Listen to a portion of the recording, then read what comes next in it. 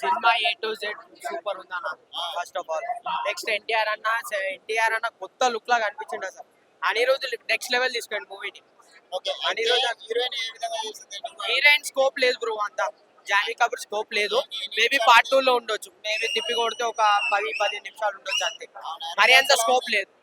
Romance ఏం romance, ఒక Chuttamalle song అయినా సాంగ్ మాత్రం నిజం చెప్తున్నా బ్రో, మీరు అసలు ఊహించలే అంత అంటే స్క్రీన్ పైన చాలా బాగుంది చూడండి.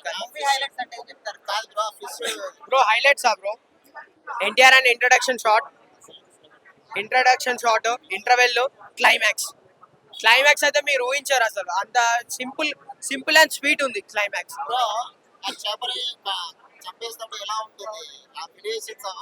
చేపని చంపుతా ఎవరు చెప్పాడన్నా? అవన్నీ సినిమాలో చూడాలన్నా అన్ని చెప్పాలన్నా, స్పాయిలర్ చెప్పుడు పోతే నేనేం చేస్తా? మీరు టికెట్ పెట్టి ఏం లాభం? మీరు